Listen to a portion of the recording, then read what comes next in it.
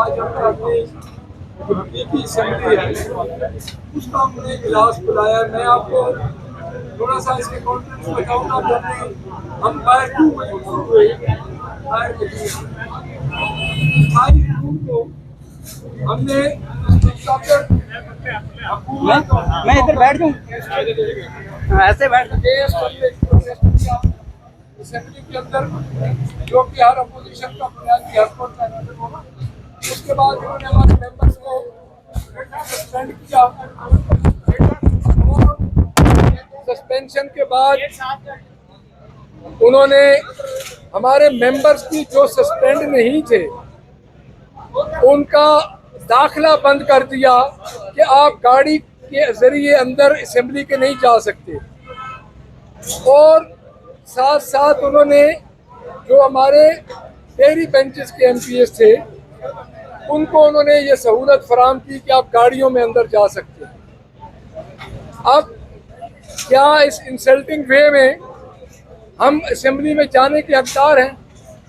ये जो टिकटॉकर हुकूमत है इसने अपोजिशन का चैम्बर बंद किया और ये सामना नहीं कर सकती 108 अपोजिशन के मेंबर्स का, तो ये कैसे सामना करेगी 12.5 करोड़ आवाम का?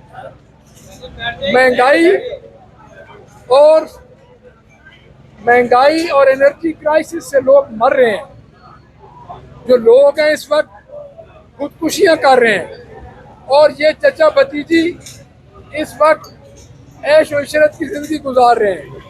इन्होंने बजट में अपने लिए इतना पैसा रखा है, प्रेसिडेंट हाउस के लिए इन्होंने 20 अरब रुपया रख दिया है। हम ये चाहते हैं कि पंजाब असेंबली में अपोजिशन हो, लेकिन असेंबली की तारीख में पहली बार अपोजिशन चैम्बर बंद किया गया और अपोजिशन का जो स्टाफ है वो वापस लिया गया और पहली दफ़ा बगैर नोटिस के मेंबर सस्पेंड किए गए। पहली दफ़ा असेंबली के मेंबरान को तस्हीक अमेज़ तरीके से अंदर जाने के लिए कहा गया। तो हम ये समझते हैं कि ये मुसल्लत की हुई फार्म 47 की जो गवर्नमेंट है ये समझती है कि हम झुक जाएंगे।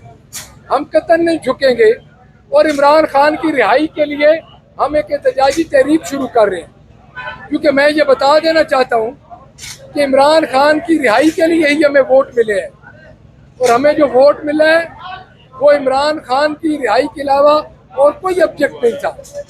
तो इसमें मैं सिर्फ ये अर्ज करूँगा आपको कि इस वक्त स्पीकर का रवैया, स्पीकर साहब बायस्ड हो चुके हैं और हमारे MPs के साथ उनका रवैया जो कस्टोडियन ऑफ द हाउस का होता है वो बिल्कुल नहीं है। और हम बाकायदा ये हमारी तहरीक इधर नहीं ख़त्म होगी। और आज जिस तरह इन्होंने हमारे इस्लामाबाद के दफ्तर पे छापा मारा, हमारे चेयरमैन को इन्होंने गिरफ्तार किया, हमारे इंफॉर्मेशन सेक्रेटरी को इन्होंने गिरफ्तार किया और हमारे जो एफिडेविट थे वो इन्होंने चुराए।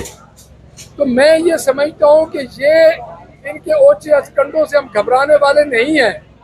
हम इमरान खान की रिहाई के लिए और हम इंशाअल्लाह ताला इमरान खान की रिहाई तक हम काम करेंगे और हम ये इनको बताएंगे कि 12.5 करोड़ अवाम इमरान खान के साथ है सूबे की और 25 करोड़ अवाम इस मुल्क की इमरान खान के साथ है। और जो बुशरा बीबी, इमरान खान, शाह महमूद कुरैशी, मियाँ महमूद रशीद, उमर सरफराज चीमा, इजाज चौधरी, इनके खिलाफ जितने केसेस हैं हमारा एहतजाज जारी रहेगा। और आज की असेंबली अंदर जेली असेंबली काम कर रही है। अगर कल वो अंदर इजलास करेंगे तो हम अपनी पार्लिमानी मीटिंग पे गौर करेंगे और हमने नोटिस दे दिए हैं कि हम स्पीकर के इक़दामात को कल चैलेंज भी कर रहे हैं और इंशाअल्लाह ताला हम इनको अदालत में भी चैलेंज करेंगे और हम इनको इधर टफ टाइम भी देंगे। Thank you very much. Sir, मैं तोहफा शरीफ के हवाले से बात करूँगा। MPs साहब बैठे हैं, MPs साहब भी बैठे हैं। सर, तोहफा शरीफ में जो आम वर्कर है जो आम पीटीआई का कारकुन है, वहाँ पर उनके घरों में पुलिस छापे मारती है। कोई एमपीए कोई एमएलए फोन कॉल करने का दोबारा नहीं करता। एमपीए एक हजार नकवी साहब है, उनके 8 साल बेटे को कारकुन को गिरफ्तार किया गया, उन्होंने कुर्बानियां दी हैं। आज भी कोई एमएलए एमपीए उनको कॉल करने का दोबारा नहीं करता। ऐसा क्यों है? और ये एमपीए एमएलए से वापरे करती है।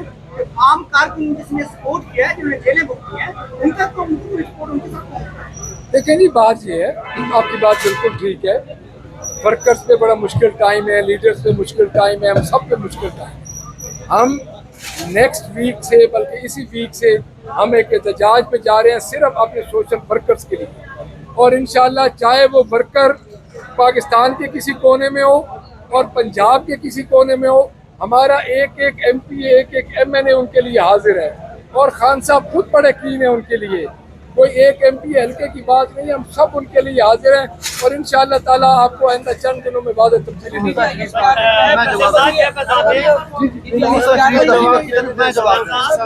नहीं जनाब ने तौसा शरीफ का जिक्र किया है, मैं जवाब